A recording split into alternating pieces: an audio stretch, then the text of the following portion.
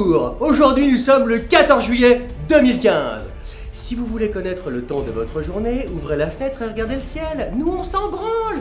Ce qui nous intéresse c'est ce qui se passe en bas sur Terre. Et si ça déraille sec, d'un autre côté sur la Lune on se fait chier. Alors bon...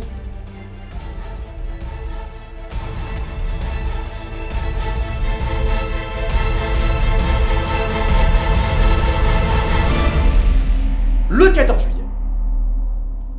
Rappelons que ce jour-là, en 1789, 3 appelés et 4 tondus sans culottes, donc en string, sont allés libérer la Bastille.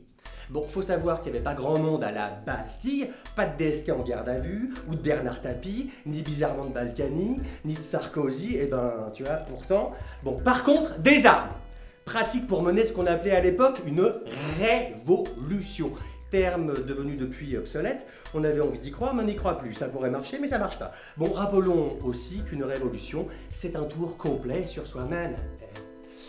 Comme quoi, si au final on est dans la même merde à la fin qu'au début, eh ben, c'était prévisible, mec. Le 14 juillet nous donne aussi l'occasion de rappeler que notre bel hymne national a été l'objet d'une expérimentation de l'éducation nationale.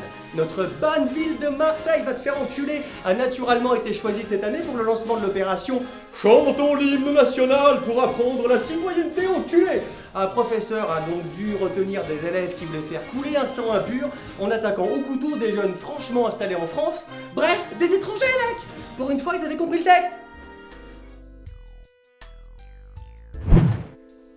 Culture.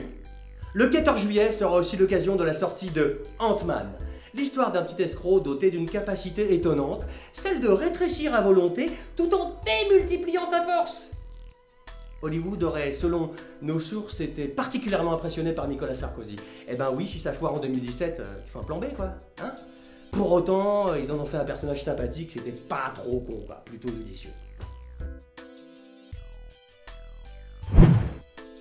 Le 14 juillet, mec, marque aussi généralement les premiers grands départs en vacances, mais pas pour ta gueule.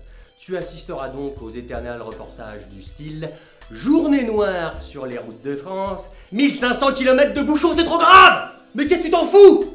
Tu pars pas en vacances si tu me regardes! Tu vas pas en plus les plaindre, ces putains de bourgeois de merde! » D'autant que certains sont dans des bouchons, ok, mais d'autres aimeraient bien enlever le bouchon dans le gros bassin méditerranéen et passer à pied comme Moïse, ok, et ainsi éviter de se noyer.